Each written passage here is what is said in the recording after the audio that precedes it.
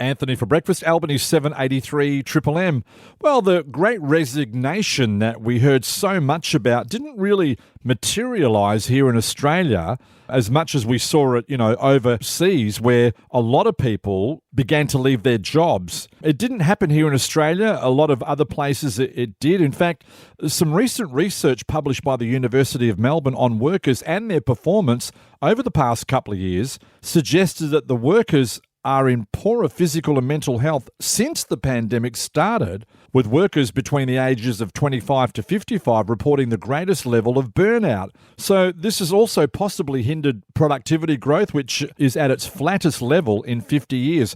We're going to ask HR expert Jonathan Wolfrey for some insight into this real challenge. Thanks for your time, Jonathan. No worries, Anthony. My pleasure. Now, what's led to this increased burnout being reported by workers? I think first of all, this new report by the University of Melbourne, to me anyway, brings out what I think I've already been seeing and experiencing over these last couple of years. And, it's not pretty reading. But what we've experienced over the last couple of years that's actually led to this is the lack of ability for a person or worker to disconnect from their work, the 24-hour communication, the fact that work can be done from home these days, which means there's no break or respite. And the demands of employers with short staffing, with changes to staffing, all those kind of things are putting the pressure on other workers that are still in the workplace. So the connectivity, the ability to work all the time for most of us, the lack of staff that we have available, particularly in regional areas such as the Great Southern, all of those things combine to just put extra pressure on workers and to have them feeling 2 years later reporting my physical health, don't get to go exercise as much, sitting at my desk more often, don't even ride or walk to work sometimes as well. All these things are manifesting into creating this real sense of burnout that people are reporting now in this official research. Okay, so what can organisations here in the Great Southern be doing to address the problem? Yeah, look, one of the things that I find, there's a range of things we need to do, and part of it is actually understanding the new structure of work and how we actually make sure people aren't working too much or too little when they're working in a hybrid capacity, working from home, different shifts if they're in hospitality, etc. So there's a range of things. The one thing that I think is really important is actually taking responsibility or ownership if you're an employer and actually working with the person to make sure it doesn't get out of hand. Because what my experience is in talking to people across many organisations, often it's because people actually want to do the right thing by their employer.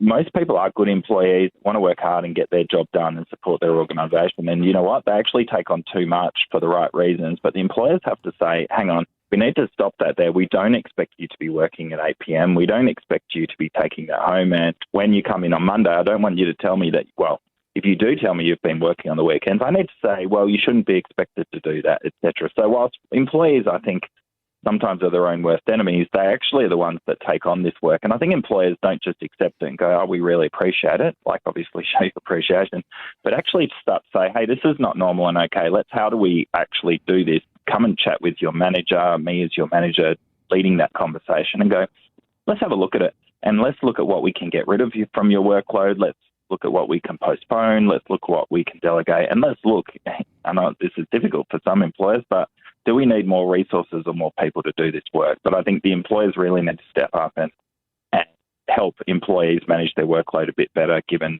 the complexities they're now currently dealing with. Okay, so should workers be pushing back? This is an interesting one. We don't want to create a massive us versus them industrial angst environment.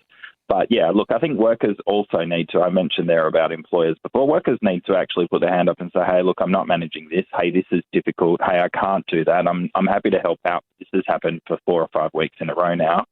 I really need to push back and give myself that kind of break. So I think pushing back is part of the equation, but in just bringing it to employers' attention, providing a solution if you do have one. I know that's a bit difficult, to actually try and encourage that conversation and collaboration about this is the impact on me, my family, my personal life, my health and well-being. I can't exercise anymore.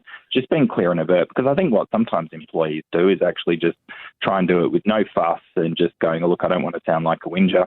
I just want to get the job done. But I think workers need to, and employees need to, be open and upfront about what challenges they're having, probably outline to their employers the time frames that they've been dealing with this. It could be months, it could be a year or two for some workers as well. And just say, look, I really don't want to burn out. I want to do a really good job for you as my manager or my employer, but I really want your help into helping me manage this because, I'm suffering from it as a result. So, yeah, a little bit of pushback, but more in this collaborative, open and being transparent about the challenges and trying to work with your employer to come to a solution. Because if I just round that out, you talked a little bit earlier about the Great Resignation that didn't materialise in Australia. Yeah. Well, at the end of the day, it might if our employers don't start supporting employees to get better balance in their life. We might see people say, well, bugger this, I'm off. Yeah. And that could still happen if we don't get on top of this. Yeah. Win-win. Great stuff. Quiet burnout. HR expert Jonathan Wolfrey, thanks for your time. We'll catch up again soon, Jonathan. No worries. Thanks a lot, Anthony.